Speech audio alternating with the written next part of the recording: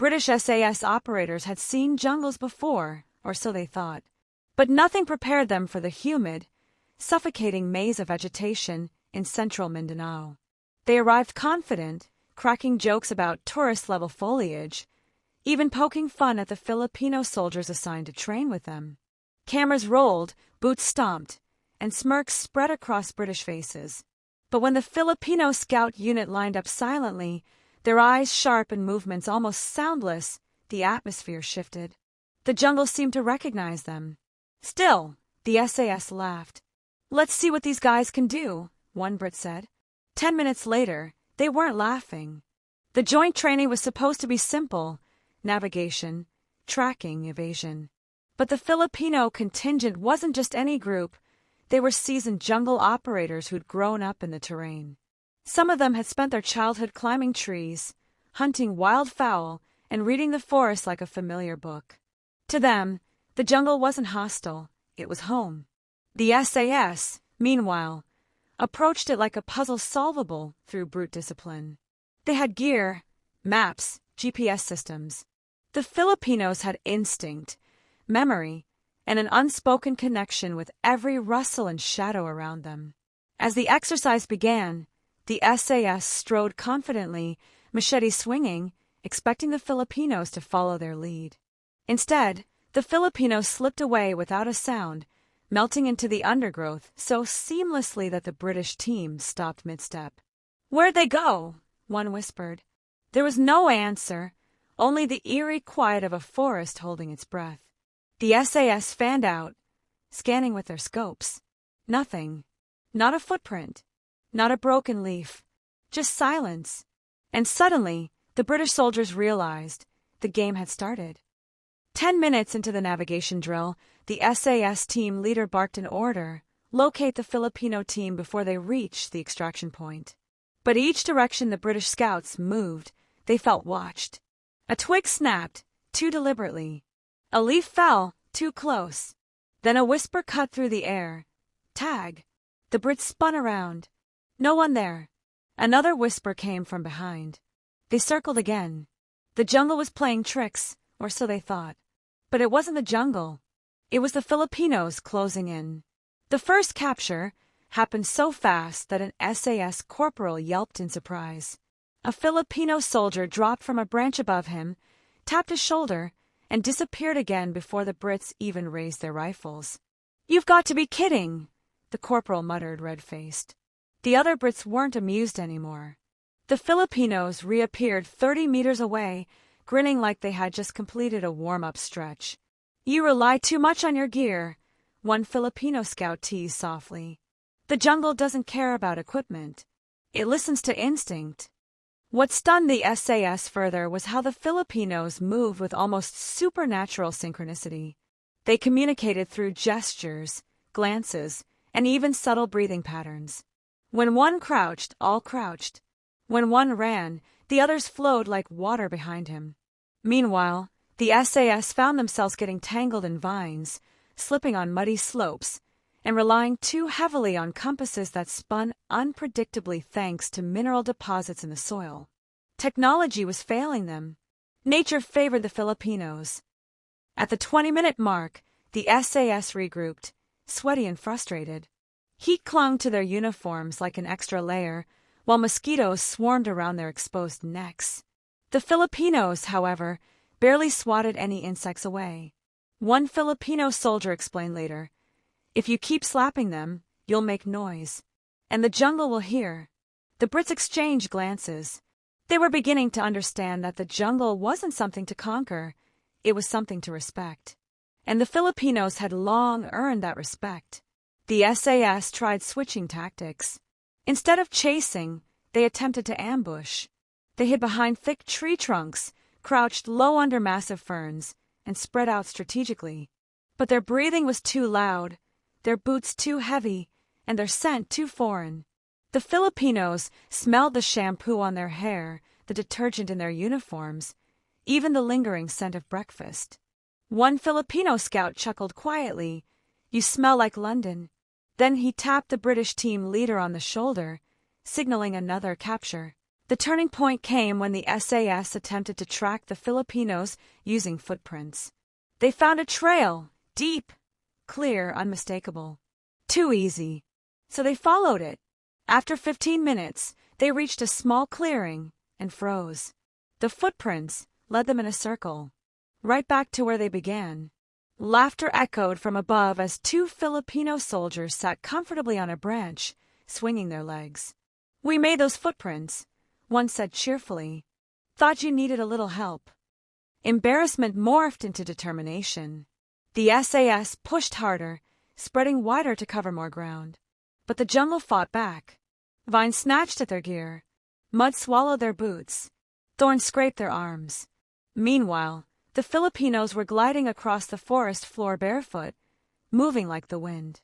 One SAS operator whispered, "How are they not sweating?" Another replied, "Because they're part of this place." That truth stung harder than the bugs. When the British medic tripped and rolled down a sloping patch of earth, the Filipinos appeared instantly, faster than his own team. They checked his leg, offered water, even made a natural splint out of bamboo in under a minute. The SAS were stunned. "We help anyone in the jungle," a Filipino medic said. "Out here, we're all human before we're soldiers." It was the first time the SAS saw the Filipinos not just as rivals in a drill, but as protectors of their terrain, bound by honor. The next phase was survival skills. The SAS were instructed to start a fire using only materials from the jungle. They struggled. Wet leaves, damp bark, and smothering humidity made it nearly impossible. Then the Filipinos stepped in. With one swift motion, they peeled bark from a certain vine, shredded it into thin fibers, and sparked a flame using friction techniques passed down from their elders. A fire roared to life in less than 5 minutes. The SAS stared like they'd witnessed magic. Food gathering was next. The SAS attempted spearfishing in a narrow stream, but ended up splashing loudly and scaring the fish away. The Filipinos, they waded in slowly, barely disturbing the water, and within seconds, one scout plunged his hand beneath a rock and pulled out a wriggling fish with his bare hands. "The trick," he said, "is patience and silence. The river tells you where the fish are." The Brits exchanged looks of disbelief. As the day went on, the SAS watched the Filipinos demonstrate dozens of jungle skills, identifying edible plants, crafting traps, blending into the foliage, even predicting rain by the smell of the wind. But the most impressive skill came when the Filipinos taught them how to walk without making noise. The SAS attempted the technique and failed miserably. Every step they took crunched, snapped, or squished. The Filipinos moved without disturbing a single leaf. By the second hour of the drill, the SAS had only one mission left: tag a Filipino scout. Just one. They formed a plan, surrounded a small clearing, and waited. It was the perfect trap. No way out. But when they closed in, expecting to corner the Filipinos, the clearing was empty. No footprints. No disturbed soil. Nothing. The SAS were confused, until a voice from behind whispered, "Looking for us." All of them spun around, startled. The Filipinos were standing there, grinning. The Filipinos revealed that they had crawled under the roots of massive trees, used natural shadows for cover, and timed their movements with the rustling of leaves caused by the wind. "You weren't just up against us," one Filipino soldier explained. "You were up against the whole jungle. We know how to move when it moves." The Brits realized they weren't dealing with ordinary skills, they were dealing with generational knowledge. Despite being outmatched, the SAS maintained their professionalism. They asked questions, observed closely, and genuinely admired what they were seeing. One British sergeant said, "Back home, our training builds toughness. But your training builds harmony with nature. That's something we can't teach." The Filipinos smiled humbly. They never bragged, they simply demonstrated. When night fell, the jungle transformed into an entirely new battlefield.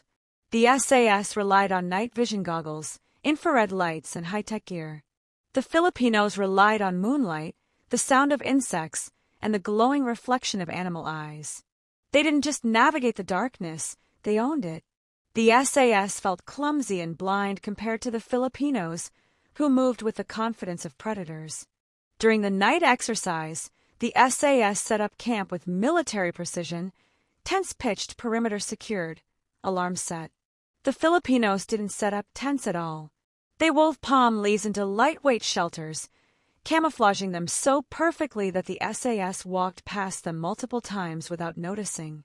"We build homes that the jungle accepts," one Filipino scout said. The SAS struggled to sleep due to the sounds of frogs, insects, and distant animal calls. The Filipinos slept deeply, breathing in rhythm with the forest. In the morning, the SAS looked exhausted, while the Filipinos seemed refreshed. "The jungle speaks," a Filipino soldier said. "If you listen without fear, it becomes music instead of noise." Breakfast became another lesson. The SAS used ration packs. The Filipinos climbed nearby trees, retrieved fresh fruit, and even tapped water from bamboo stalks. Clear, cool, sweet water dripped into their hands. "You don't need to carry the jungle," one scout said. "The jungle carries you, if you know where to look." By the third day, the SAS were no longer laughing. They had developed a genuine respect, even admiration, for the Filipino team. The competitive tension had faded, replaced by camaraderie. The Filipinos shared stories about growing up near forests, learning survival from their grandparents, and patrolling in terrains where no GPS signal could reach. The Brits listened without interrupting, amazed at how naturally these men connected with the land. The final drill was the most demanding, a mock rescue mission deep in hostile terrain. The SAS and Filipinos were paired in mixed teams. To the Brits' surprise, their Filipino teammates seemed to know every shortcut, every safe crossing, every natural blind spot along the route. They avoided hazards before the Brits even saw them. One SAS soldier joked, "It's like you guys have a built-in jungle radar." During the mission, the teams encountered steep cliffs, mud pits, and river crossings. The Filipinos moved with the grace of parkour athletes, offering support to the Brits whenever needed.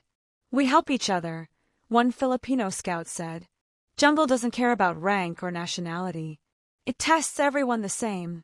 The SAS appreciated the humility and teamwork more than they expected. Midway through the mission, simulated hostiles forced the teams to hide. The SAS crouched behind thick logs, breathing loudly. The Filipinos pressed low to the ground, barely visible. One British soldier accidentally snapped a twig. The Filipinos instantly signaled him to remain still, then mimicked bird calls to cover the noise. The deception worked flawlessly. "That was brilliant," the Brit whispered. The Filipino responded, just blending into the symphony. Hours later, heavy rain poured, turning the jungle into a slippery, treacherous maze. The SAS had difficulty keeping their footing, while the Filipinos thrived in the mud, moving quickly and confidently. They taught the Brits how to step barefoot on wet surfaces for better grip, something the Brits would never have thought possible. "Sometimes shoes make you weaker," a Filipino laughed. At the river crossing, the current was strong. The SAS debated how to get across safely. The Filipinos simply tied vines together, made an improvised rope bridge, and guided the Brits one by one. Their calmness in the face of nature's fury was stunning. "Your jungle is unforgiving," an SAS member said. The Filipino replied softly, "But it forgives those who respect it." As they approached the extraction point, the mock hostiles launched a final ambush. The SAS took defensive positions, but it was the Filipinos who saw the escape routes first. Using hand signals, they orchestrated a silent retreat. The Brits followed, impressed at how coordinated the movement was. They reached safety without a single simulated casualty. The instructors watching were stunned. When the exercise concluded, the commanding officer gathered both teams. He praised the SAS for their discipline and strength, but he reserved special recognition for the Filipino contingent. "What you've shown here," he said, "is not just skill. It is ancestral wisdom. It is the soul of the jungle itself. And today, it humbled one of the best special forces units on Earth." The SAS applauded wholeheartedly. Not grudgingly, not sarcastically, but sincerely. They approached the Filipino soldiers one by one, shaking hands with newfound respect. "We underestimated you," one British sergeant admitted. "And that was our biggest mistake." A Filipino scout smiled and responded, "We learn from each other. That's what makes soldiers stronger." After the drills, both teams shared a meal: fresh fish, tropical fruit, and rice prepared over bamboo fire. Laughter filled the camp. The earlier arrogance was gone, replaced by genuine friendship. The Brits asked for tips, tricks, even personal stories. The Filipinos taught them techniques that weren't in any manual, skills passed down through generations. One SAS operator confessed, "Back in the UK, we trained to overcome the environment. You become part of it." A Filipino soldier nodded. "Nature doesn't like to be challenged," he said, "but it welcomes allies." The SAS realized the truth in those words. Their training was elite, but lacking one crucial element: harmony. The jungle that once mocked the SAS now fascinated them. They followed the Filipinos on small exploration walks, learning how to identify warning scents, track animal footprints, and even predict approaching storms. "You taught us more in 3 days," a British corporal said, "than some courses teach in months." The exercise had officially ended, but the lesson stayed. The SAS returned to camp with a renewed mindset. They stopped forcing the jungle to obey their pace. They moved slower, listened more, and respected the terrain. Their performance improved dramatically. Even their instructors noticed the change.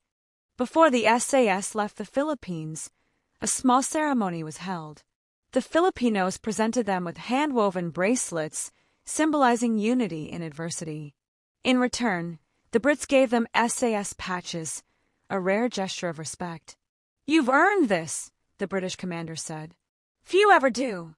As the helicopters arrived to take the British team home, the SAS stood in silence, looking at the jungle they once mocked.